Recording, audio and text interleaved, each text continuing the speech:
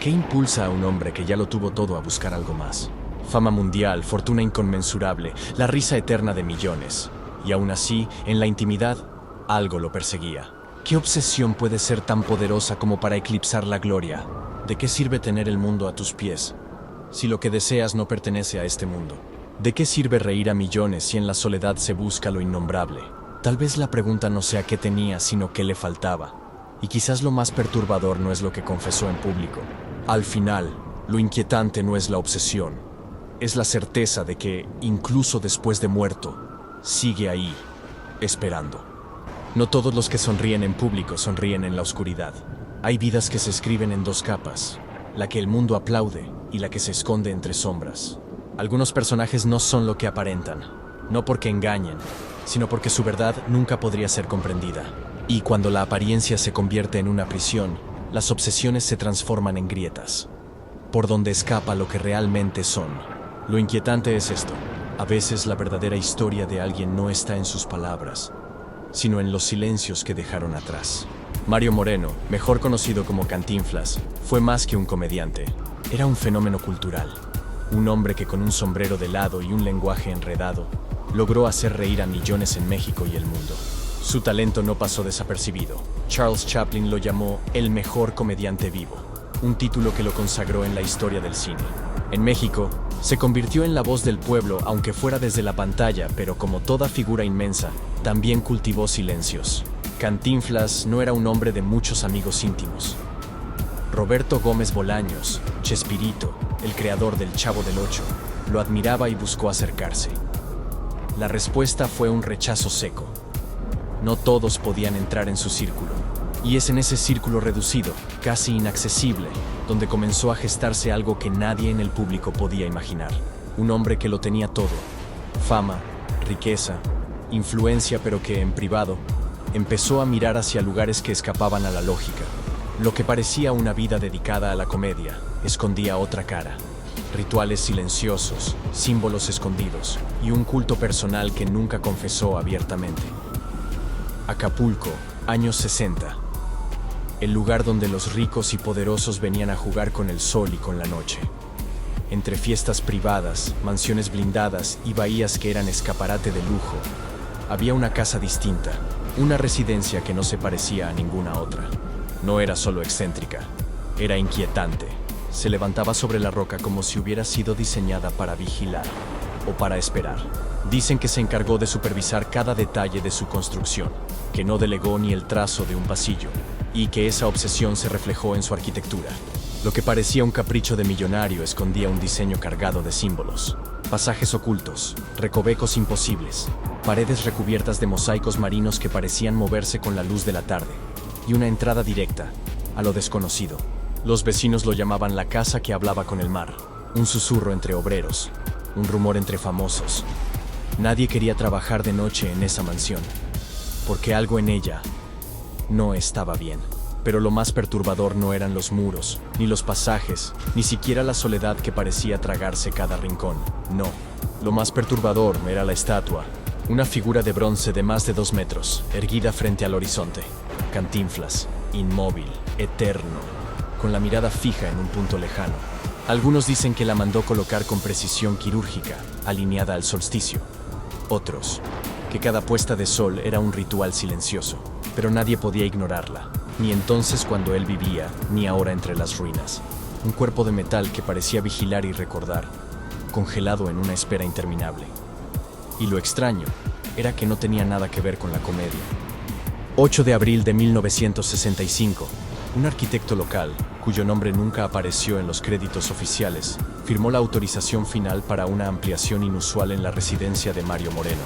Los planos hablaban de un canal subterráneo con salida al mar abierto, pero en la bitácora de obra se anotó algo más inquietante: acceso discreto, no habitable, exclusivo para invitados del patrón. No conducía a una playa privada, ni tampoco era un muelle. Era una especie de túnel en descenso, cubierto con mosaicos ondulantes que reflejaban formas de criaturas que no eran humanas. 23 de noviembre de 1967. Un grupo de obreros encargados de instalar luminarias nocturnas abandonó la obra antes de terminar. Declararon que no volverían. El motivo oficial: condiciones inseguras. El motivo real, uno de ellos juró haber escuchado golpes y chapoteos en el túnel, aunque el agua no había sido conectada todavía.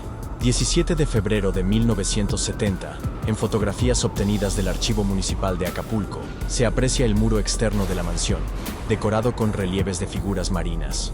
A simple vista parecen sirenas, aunque los documentos las describen como esculturas de estilo mediterráneo. Pero los detalles no mienten: ojos alargados, bocas entreabiertas, torsos retorcidos que parecían observar al visitante. Era llamado el Muro de los Guardianes, y lo decían con miedo, porque con cada atardecer esas figuras parecían adquirir vida. Un vecino, en declaración del 12 de mayo de 1971, anotada en la hemeroteca local, aseguró haber visto las sombras de esos relieves proyectarse hacia adentro, como si estuvieran vigilando la casa desde afuera. Accesos secretos, fechas, planos, testimonios, todo encajaba en un patrón que no era casualidad. La mansión de Cantinflas no solo fue un refugio de lujo, era una construcción cargada de símbolos, una especie de escenario diseñado para algo. Y lo más tenebroso es que en todos los registros oficiales, la palabra que nunca aparece es la misma que todos los vecinos susurraban. Cada mansión tiene sus marcas, sus adornos, su sello personal, pero aquí no era decoración, era un mensaje que no se dirigía a los visitantes, ni a los vecinos, ni siquiera a la ciudad, sino para algo o alguien que estaba más allá de toda mirada humana. En el corazón de la propiedad, frente a la inmensidad, había una figura que no parecía representar al hombre que todos conocían, sino a la sombra que se escondía tras él. No transmitía gloria ni orgullo, transmitía otra cosa, un peso invisible, un gesto de espera contenida que parecía rozar la ansiedad, como si esa mirada fija no fuera vigilancia, sino dependencia. Un hierro forjado no para mostrar poder, sino para calmar una necesidad que nadie podía comprender. Todo alrededor eran más que ornamentos. Eran testigos grabados en piedra, acompañantes eternos. Una procesión de cuerpos híbridos, torsos tensos, rostros que parecían exhalar cansancio y deseo. No eran sirenas idílicas, eran imágenes perturbadoras, como si el escultor hubiera querido plasmar la lucha interna de alguien incapaz de saciar su obsesión. Quienes se atrevieron a entrar contaban que la atmósfera se volvía densa, como si el aire no circulara. La figura central parecía absorber cada conversación, cada respiración, cada intento de normalidad. Era imposible no sentir que todo aquel lugar había sido diseñado para rendir homenaje a una ausencia. Un altar disfrazado de casa. Y mientras el mundo veía al comediante, al filántropo, al hombre que provocaba risas, en privado, el mismo hombre parecía haber construido un escenario para sus silencios más oscuros, una arquitectura ritual que no pedía aplausos, sino complicidad con lo desconocido. En documentos no oficiales, se describe que Mario Moreno recibió instrucciones específicas de un individuo identificado como Lorenzo Hernández. El contenido de esas directrices marcó el rumbo de la mansión en Acapulco. El hallazgo clave, un cuarzo entregado directamente a Moreno, supuestamente con propiedades de conexión simbólica. El objeto habría sido colocado en la residencia como catalizador, un centro de energía que guiaba cada decisión arquitectónica posterior. La línea de mando fue clara. Hernández no solo entregó el cuarzo, también dictó la forma, la distribución y hasta la orientación de los ornamentos. El bronce, la piedra y el mármol respondieron a órdenes puntuales, columnas convertidas en custodios, figuras marinas fijadas como protectores, y la imponente estatua orientada con precisión. El personal de la mansión reportó incidentes repetidos que quedaron fuera de los registros públicos. Se consignaron descripciones de ruidos inexplicables, vibraciones en paredes recién levantadas y luces que parpadeaban sin conexión eléctrica. Varios testigos señalaron la sensación de presencias alrededor de la estatua central, con episodios de pánico repentino y desmayos sin causa médica aparente. Entre las anotaciones más perturbadoras, destacan informes de trabajadores que escucharon susurros provenientes de las estructuras. Al principio se creyó que eran corrientes de aire atrapadas en las cavidades, pero los obreros insistieron. Lo que escuchaban no eran ruidos, eran palabras, demasiado claras para ser casualidad. La conclusión preliminar del reporte sugiere que la mansión funcionaba como un dispositivo ritualista encubierto, diseñado bajo instrucciones externas y ejecutado con precisión milimétrica. Cada elemento, desde el cuarzo hasta la estatua, estaba alineado para alimentar una obsesión que el propio Cantinflas no habría inventado, sino aceptado y cultivado. Y lo más inquietante, Los fenómenos reportados por empleados no desaparecieron con el tiempo. Al contrario, se intensificaron conforme avanzaba la obra. El lugar parecía responder a lo que se había colocado en su interior. La pregunta no era por qué construyó esa mansión. Más bien, ¿para quién la estaba construyendo realmente? Las conductas privadas de Cantinflas no aparecieron jamás en la prensa. En los periódicos solo existía el héroe del pueblo, el comediante que hacía reír a todos. Pero entre los muros de aquella casa se registraron episodios que contrastaban con esa imagen pública. No era un hombre distraído ni caprichoso, era meticuloso, demasiado meticuloso. Supervisaba cada detalle con una devoción que rozaba lo enfermizo. El ángulo de cada decoración, la dirección exacta de cada pasillo. No toleraba alteraciones. Lo que debía permanecer fijo, permanecía fijo, sin margen para el error. Los obreros lo describían con una sola palabra: inflexible. Pero lo que más desconcertaba no era su exigencia, sino sus silencios. Se ausentaba de reuniones, se aislaba en pasajes inferiores, permanecía largo tiempo frente a ciertas piezas como si esperara una respuesta que nunca llegaba.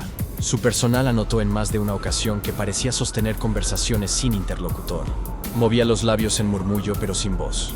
Una letanía sin sonido que perturbaba incluso a los más cercanos. Hubo noches en que regresaba de la playa con los ojos enrojecidos, como si hubiera llorado o como si hubiera visto algo que lo había alterado profundamente. Un chofer reportó que al abordarlo pronunció una frase en voz baja: «Hoy, finalmente, las vi». No explicó más, no ofreció contexto y nunca volvió a referirse a lo ocurrido. Su obsesión no era un secreto para quienes lo servían, lo era para el mundo exterior. En aquel entorno, cada conducta apuntaba a un patrón. Obsesivo, casi compulsivo, que excedía lo artístico o lo espiritual. Uno que convertía la mansión no en un refugio, sino en un escenario cuidadosamente dispuesto para sus desvaríos íntimos. Los registros más tenebrosos no se escribieron en papel, se susurraron en voz baja, en las calles de Acapulco, como advertencias entre vecinos que habían visto demasiado.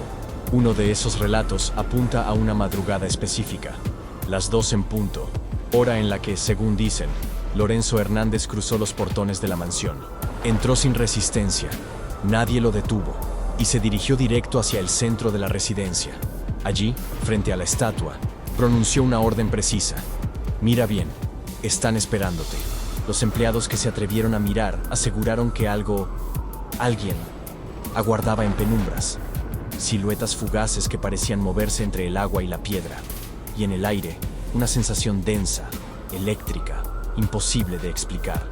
Ese episodio marcó un antes y un después, porque a partir de entonces comenzaron las fiestas. No eran recepciones sociales, no eran galas de caridad. Eran celebraciones privadas, organizadas bajo la excusa de reuniones de amigos, pero que en su interior funcionaban como rituales de tributo. Figuras icónicas del cine y la política asistieron a esas veladas: María Félix, Pedro Infante, funcionarios de alto nivel. Todos convocados bajo un mismo techo, bajo un mismo pretexto. Lo que ocurría en esas noches quedó sellado entre música, brindis y un aire turbio de complicidad. Y sobre Infante, ahí el rumor se vuelve aún más perturbador. Mientras el país lloraba su muerte en 1957, algunos aseguran que en esa mansión se urdió un engaño, que Cantinflas no solo lo ocultó, sino que lo protegió con otra identidad, la de Antonio Pedro. Un doble, un disfraz. O quizás el mismo hombre, transformado en secreto, oculto al mundo pero presente en aquellas ceremonias nocturnas. Los trabajadores describían sensaciones físicas, escalofríos repentinos, luces que se apagaban solas y un murmullo constante proveniente de las salas inferiores, como un canto ritual que no cesaba hasta el amanecer. Nadie quería quedarse solo. Nadie quería mirar demasiado tiempo a la estatua después de esas noches. Todo apuntaba a lo mismo. La mansión no era un lugar de descanso. Era un teatro de sombras, donde poder, fama y secreto se mezclaban en un ritual que nadie se atrevía a nombrar. Quienes vivían en las inmediaciones nunca hablaron de frente. Lo hacían entre dientes, con frases cortas, como si temieran que repetirlas en voz alta pudiera traer consecuencias.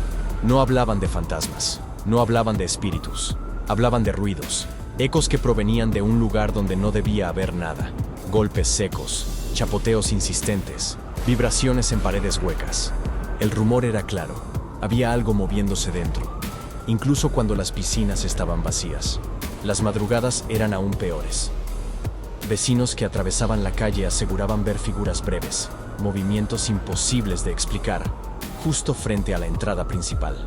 No sombras humanas, sino contornos distorsionados, que aparecían y desaparecían con la misma rapidez. Los testimonios coinciden en un mismo detalle. Siempre ocurría a la misma hora. El reloj marcaba la madrugada profunda, y entonces el ambiente cambiaba. Un aire denso, irrespirable. Se extendía como si la casa misma expulsara su secreto hacia el exterior. Nadie se atrevía a denunciarlo, nadie quería quedar registrado en papeles oficiales, pero todos lo sabían. El vecindario entendía que esa residencia no era como las demás, y que lo que allí sucedía no podía explicarse con palabras ordinarias. Las versiones más oscuras comenzaron en noches de tormenta, cuando los relámpagos iluminaban la bahía y el cielo rugía como si quisiera arrancar secretos a la fuerza. En esas madrugadas, los vecinos juraban haber visto estructuras metálicas oxidadas emerger entre las olas, como jaulas varadas en la penumbra. No eran boyas, no eran restos de embarcaciones. Eran marcos de hierro con barrotes deformes, demasiado pesados para flotar por accidente. A simple vista parecían abandonados, pero algunos aseguraban que se movían. Con el tiempo, los rumores se volvieron más específicos.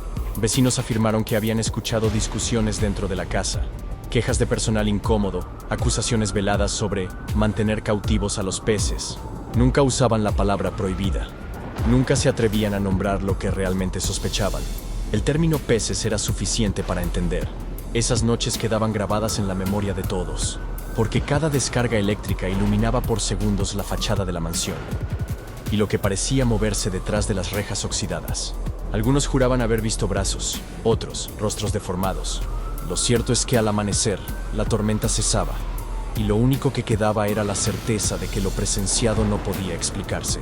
Con el paso de los años, la mansión que alguna vez fue símbolo de opulencia terminó reducida a ruinas. Lo que persiste es un cascarón, corroído por la humedad y el abandono.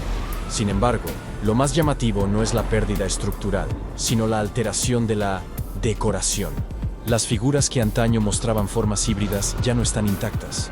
Algunas han sido mutiladas, desgastadas por el tiempo o por manos anónimas.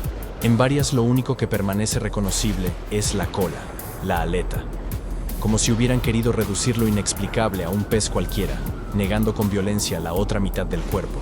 Un intento fallido de borrar la historia, o de disfrazarla. Lo que inquieta es que el deterioro no apagó los rumores. Vecinos actuales aseguran que, aún décadas después, las madrugadas no son silenciosas.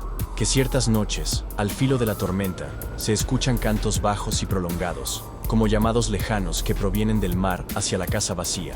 Hay quienes sostienen que las presencias todavía acuden, que las mismas figuras que fueron homenajeadas en fiestas turbias regresan al punto de encuentro, buscando al anfitrión que ya no está, sepultado hace más de 30 años, pero cuya ausencia, dicen, aún se percibe como una deuda pendiente. La hipótesis más desconcertante de este expediente no trata sobre lo que ocurrió en vida, sino sobre lo que aún ocurre tras su muerte. Un recinto vacío que sigue convocando visitas que nadie se atreve a confirmar oficialmente. En informes recientes se menciona un detalle curioso. La estatua que aún permanece en pie, oxidada, cubierta de grietas, no perdió su fuerza. Quienes se acercan describen la misma sensación, incomodidad, como si algo invisible se tensara alrededor. Ya no transmite grandeza ni memoria, transmite desasosiego. El bronce deformado parece contener un gesto que nunca encaja, una mirada que no descansa. El rostro, antes símbolo de un ídolo popular, se ha convertido en un testimonio de ansiedad perpetua, como si estuviera atrapado en un instante de espera interminable. Algunos visitantes aseguran que permanecer frente a ella más de unos segundos provoca sudor frío, respiración entrecortada, palpitaciones irregulares. Otros narran la sensación de que la figura observa, no hacia el horizonte, sino hacia adentro, hacia quienes la miran, como si exigiera testigos. La estatua se ha transformado en lo que los especialistas llaman un foco de ansiedad ambiental.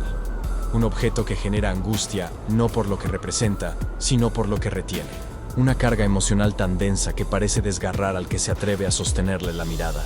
Los archivos señalan que esa pieza es la última en pie que sigue cumpliendo su función original. No importa el deterioro, no importa el abandono. Continúa siendo un recordatorio de un culto que nunca se cerró del todo. una evidencia muda de que lo ocurrido en esa mansión no pertenece únicamente al pasado. Y es allí, frente a esa figura inmutable, donde la sospecha alcanza su punto más alto. ¿Realmente estamos viendo una escultura o el eco congelado de una obsesión que jamás encontró reposo? La versión oficial es simple. La familia de Mario Moreno niega todo.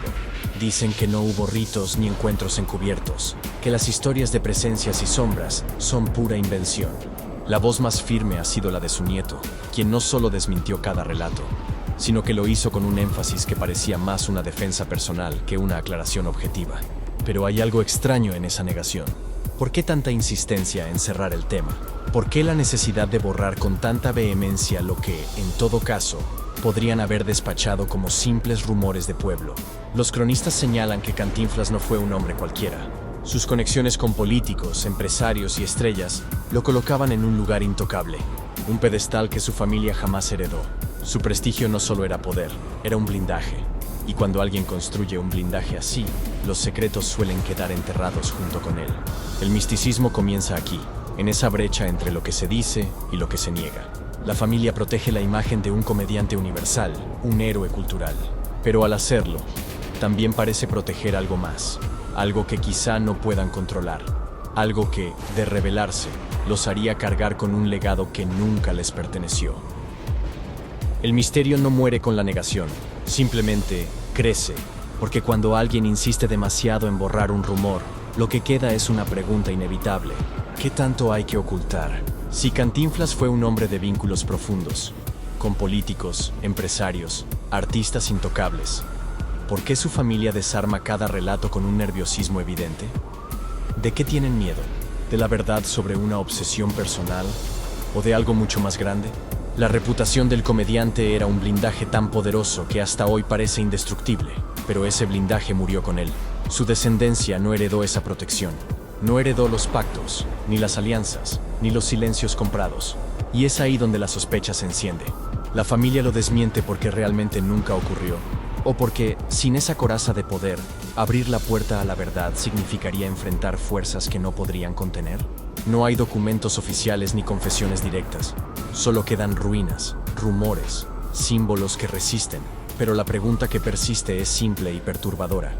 Si todo fue un invento, ¿por qué sigue vivo? ¿Por qué seguimos hablando de esto? ¿Y qué significa realmente que un mito sobreviva más que cualquier desmentido? Entonces, ¿qué debemos creer? ¿Realmente Cantinflas veía a esas criaturas como musas perfectas, seres hermosos con los que soñaba casarse? ¿O, por el contrario, fue consciente de que no se trataba de bellezas mitológicas, sino de presencias deformes, retorcidas, demasiado horribles para confesarlas en público? ¿Y si esa fue la verdad? ¿Acaso la decepción fue tan profunda que mandó forjar esas jaulas oxidadas? ¿Es posible que no muriera únicamente de lo que los médicos dijeron, sino consumido por el desencanto de descubrir que su obsesión no era lo que esperaba? ¿Qué ocurrió con el cuarzo entregado en secreto, esa pieza que parecía ser el núcleo de todo? ¿Y qué pasa con la estatua que aún permanece en pie, esperando, como si supiera que la historia todavía no terminó? Este no es un caso aislado, no se trata únicamente de él. Existen otros informes. Una aparición en una playa de Israel, donde testigos aseguraron ver a una figura reclinada en una roca, y el registro de un submarino que captó, entre sombras, una silueta imposible en el fondo del mar. Son fragmentos dispersos, señales inconexas, pero todos apuntan a lo mismo. La pregunta no es si el mito existe. La pregunta es cuánto estamos dispuestos a aceptar de lo que ya se ha mostrado frente a nosotros. Cada uno tome sus propias conclusiones. Y si quieren que estas historias sigan creciendo, si quieren que lleguen más lejos, ayúdenme a difundirlas. Pueden encontrarme en todas mis redes sociales, Spotify y Apple Podcasts como The Fallen Angel. Hasta la próxima.